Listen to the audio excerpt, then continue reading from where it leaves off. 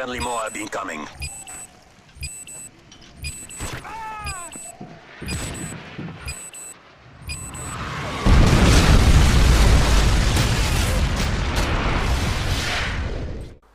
Hey guys and girls, Kirsty here with part 2 of the MOAB tutorial, although this is going to be a bit more of a casual chat or a guide or whatever you want to call it, because I've covered more of the important parts and more of the technical parts in part 1 of the tutorial, which I will leave in the description, and I'll leave an annotation for any of you guys who haven't seen it and want to check it out, because that's a far more in-depth version of how to get MOABs and things like that. But I spoke about a support strategy in this video, and I thought that I'd show you guys how it works and just demonstrate that it does actually work.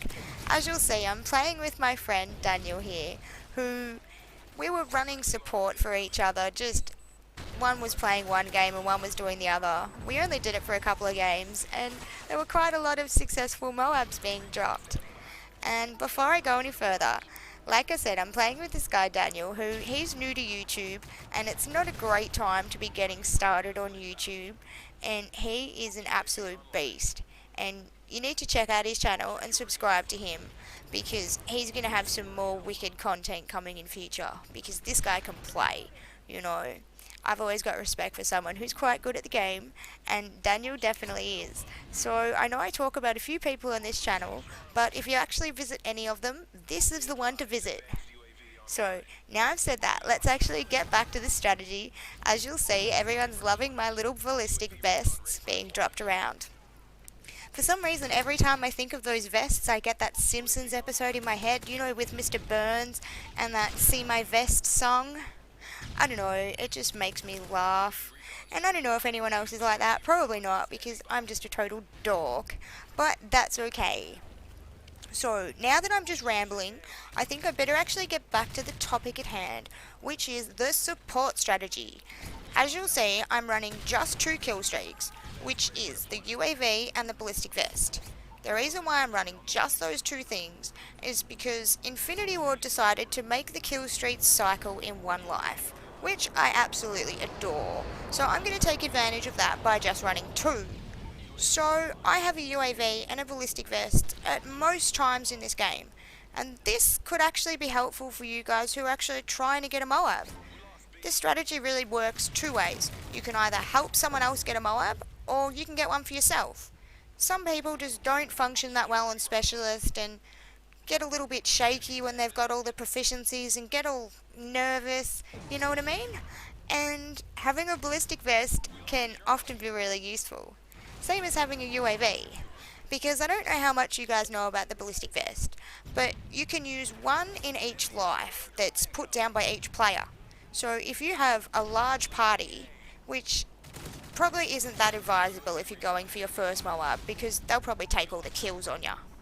But if you do have a large enough party, if you have a couple of people running ballistic vests, then you can actually grab multiple in 1 life, which is pretty beneficial.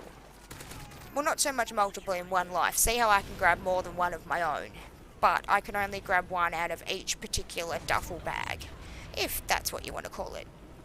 And wow, these vests are so useful. You'll see a couple of times in this gameplay I get grenaded and I don't end up even damaged at all, or I get shot in the back and manage to turn on the guy, which probably wouldn't happen if I was running Specialist.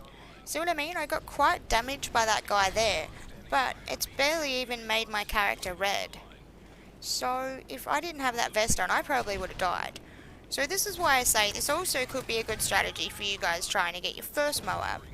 Because honestly guys, I don't know about you guys, but when I run support, I just don't stress about anything. I don't stress about my KD. I just run around and play the objective and have fun. And I don't know, there's just something about that that's a little less nerve-wracking than playing Specialist, actually trying for that MOAB. Because if you guys have listened to my videos in the past, which I'm pretty sure you might have caught 1 or 2 by this point, you'll notice that one thing I say all the time is that a really important part of getting MOABs is actually you and your thought processes. Things like that. There's a huge mental part to getting MOABs. Sure, you've got to have reasonable knowledge of the game and reasonable gun skill, but a big part is just being confident but not too confident, knowing your own capabilities and limits, and not overthinking it. If you're a decent enough player to get close to a MOAB, well, you can do the rest of it if you don't then destroy your own game, which happens a lot. So with that being said, some of you guys might actually do better with this strategy than what you do with Specialist. So if you haven't given it a go yet, I really suggest getting a couple of friends and either having them run support and you run Specialist, or you run support for some of them and just see what happens. Because I haven't been going for MOABs when I run this support strategy, but for some reason I just keep getting them. And I really think a main part of that success is the ballistic vest. And being able to control when they're dropped is just amazing, because I can hold on to a set and then get the next set.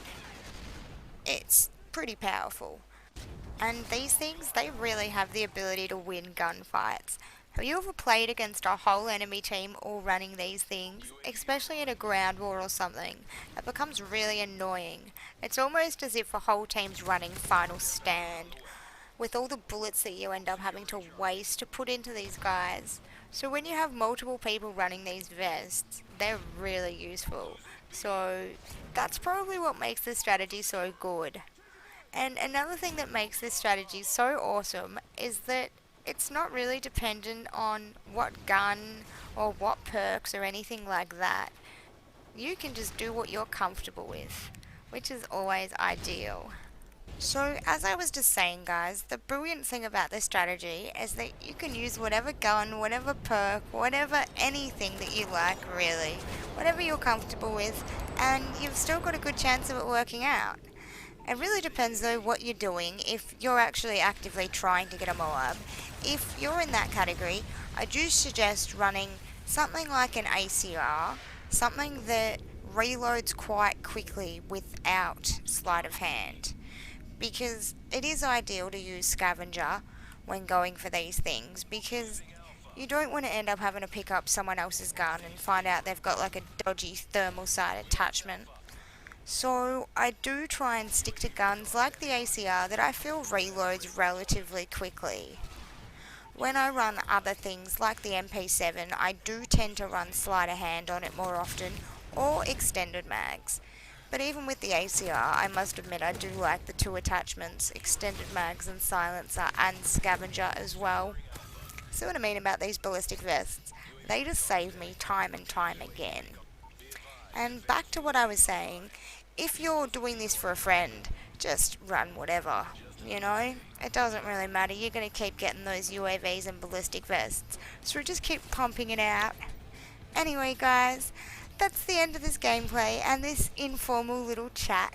So I hope you have enjoyed it, and I'll talk to you all soon. Bye!